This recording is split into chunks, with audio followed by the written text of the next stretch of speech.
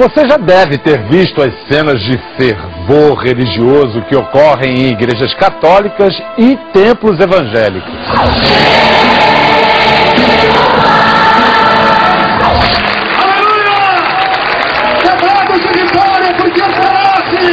Mas estas cenas que você vai ver agora são raras. Evangélicos e católicos rezam em línguas estranhas.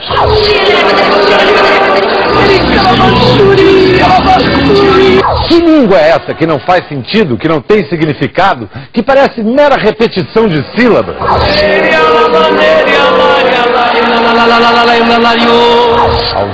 Os católicos carismáticos acreditam que nestas celebrações recebem os dons do Espírito Santo.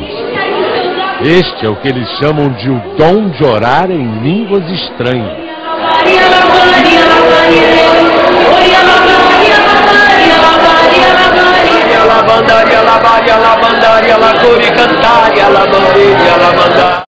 Pergunta feita aos que falam línguas estranhas. Essas línguas estranhas têm tradução ou interpretação? É uma linguagem que não tem tradução.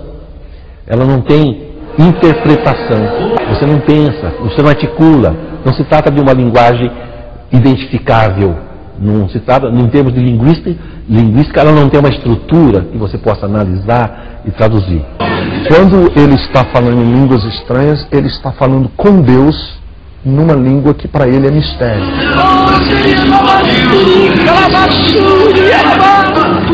Ela é um fenômeno de transbordamento, que nós dizemos que é ultrapassar a barreira da linguagem. Embora muitas vezes eles se contradigam, afirmam que Deus dá o dom da interpretação. Eles afirmam não se tratar de um idioma. São Paulo. Em outra celebração carismática, os devotos entram em êxtase.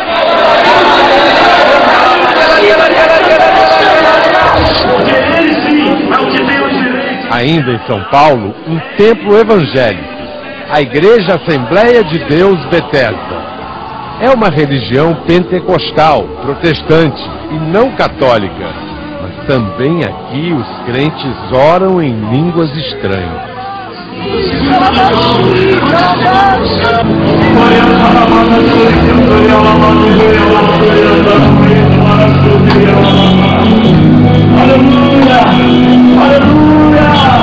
Eu sinto que é a manifestação do poder de Deus.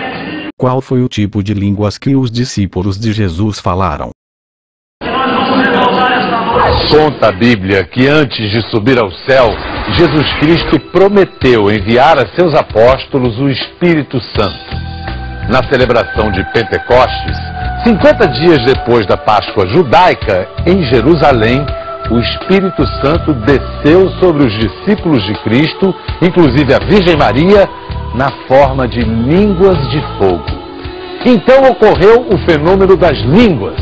Os apóstolos falavam em sua própria língua, provavelmente o aramaico, e ainda assim, muitas testemunhas que não conheciam o aramaico, porque eram de outras regiões, entendiam o que os apóstolos diziam. Veja que os discípulos falavam na sua própria língua, e o povo entendia. Veja o replay. Os apóstolos falavam em sua própria língua, provavelmente o aramaico, e ainda assim, muitas testemunhas que não conheciam o aramaico, porque eram de outras regiões, entendiam o que os apóstolos diziam. Observe que o apresentador, ao apresentar o histórico bíblico, encontramos os discípulos falando sua própria língua e todos admirados porque entendiam. Atos capítulo 2, versículo de 6 a 11. Veja a confirmação deste bispo. No Pentecostes houve aquela efusão grande do Espírito Santo, então é interessante que o primeiro fenômeno é que os apóstolos falavam e todos entendiam. Depois houve muitas vezes esse fenômeno de glossolalia, de falar em línguas diferentes. Hoje nas igrejas modernas acontece o oposto. Quem fala, não fala no próprio idioma, e quem escuta não entende nada. Mas, se estas línguas estão de contrário com a Bíblia, quando surgiu esse falso falar em línguas? Um pastor evangélico americano, negro, quase cego, inaugurou a era moderna do movimento pentecostal. Seu nome, William Seymour. No início do século XX, este homem promovia cultos barulhentos, com muito canto, muita dança, gritos, línguas estranhas. Êxtase espiritual dentro de um templo numa rua que se tornaria célebre, a Rua Azusa, em Los Angeles. Em abril de 1906, repórteres do Los Angeles Daily Times assistiram às celebrações do pastor Seymour e puseram na primeira página do jornal: espantosa Babel de línguas, nova seita de fanáticos à solta, cenas impressionantes na noite da Rua Azusa. Foi assim, há quase 100 anos, que o movimento pentecostal voltou. Primeiro nas igrejas evangélicas.